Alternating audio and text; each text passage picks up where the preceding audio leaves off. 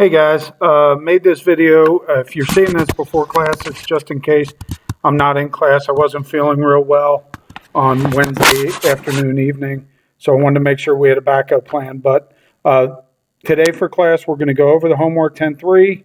All right, I'm going to do a little video review and show you guys how I want you to do this thing called solving triangles using trig. And then you have this worksheet, 12 questions, and I'm going to put a Dropbox for it. Okay, for those 12 questions I want you guys to complete for class. So, starting off, here are the answers to your homework. So I want you guys to pause the video, look at the answers, compare the answers to your answers. All right, so go ahead and do that now.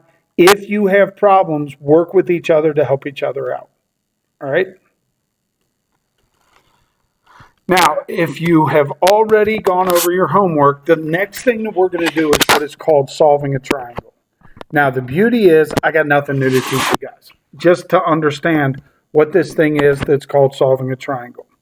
If I look at this first triangle, they want me to find anything and everything that is missing. And if you notice, they want me to round any answer that I come up with to the nearest tenth. The first thing I want to do is I want to identify what I'm missing. Now in triangle ABC here, I know that I am missing angle B. So I'm going to write angle B equals.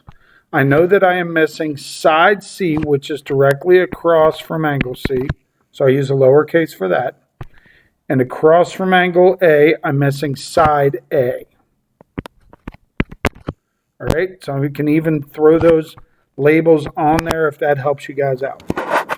Now, in a triangle, if I'm only missing one angle, the easiest way to find the missing angle would be to take 180, the number of degrees in a triangle, and subtract from that 90, which is the right angle, and then subtract from that 61 degrees.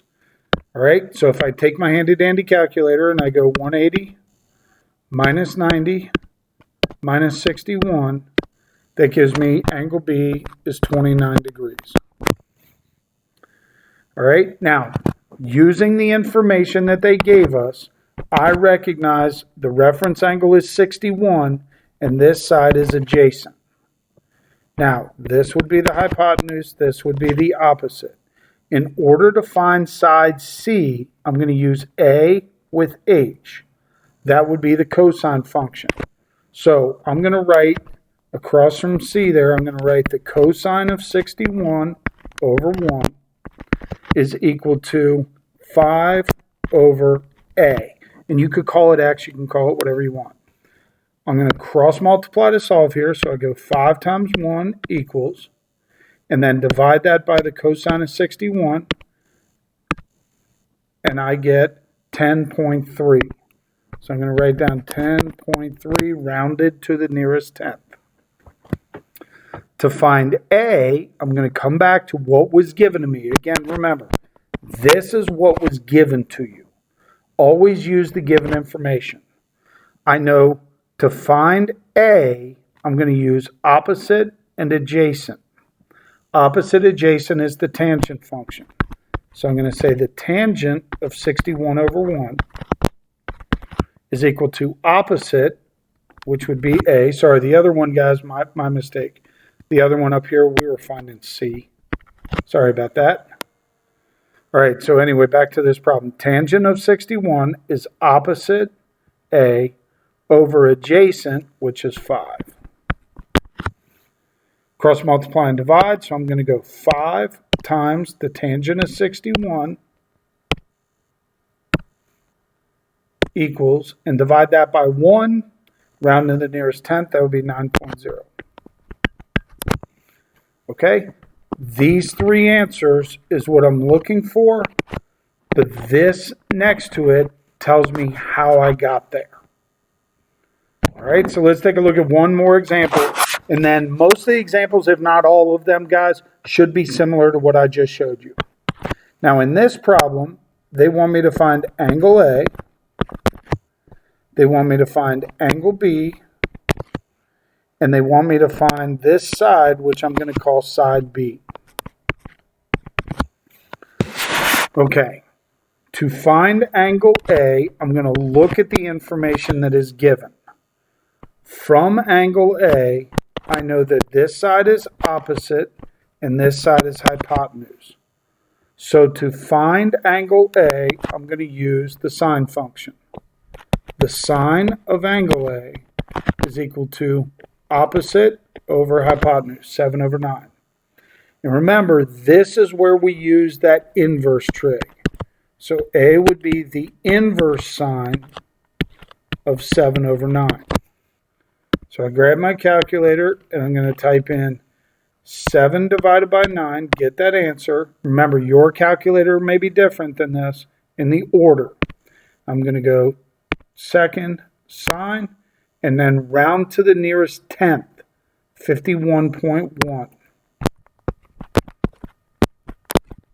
degrees. All right. Now, I know that angle A I just found to be 51.1. I'm going to end up having to use that again. I'm going to use it to find B, angle B. So what do I know? I know that 180 minus 90 minus 51.1 has to give me angle B because the three angles of a triangle have to add up to 180. So I take 180 minus 90 minus 51.1 and I get 38.9 degrees. All right. Now, I'm going to choose to use the reference angle here of A. I found A to be 51.1. I can either use the 7 or I can use the 9 to find the missing side. Or what else could I do? Hopefully you said, oh, if I know two sides, I can use the Pythagorean theorem. 9 squared equals B squared plus 7 squared. So 81 is B squared plus 49. If I subtract 49 from 81, 81 minus 49, I get 32. So B squared is 32, or B would be the square root of 32.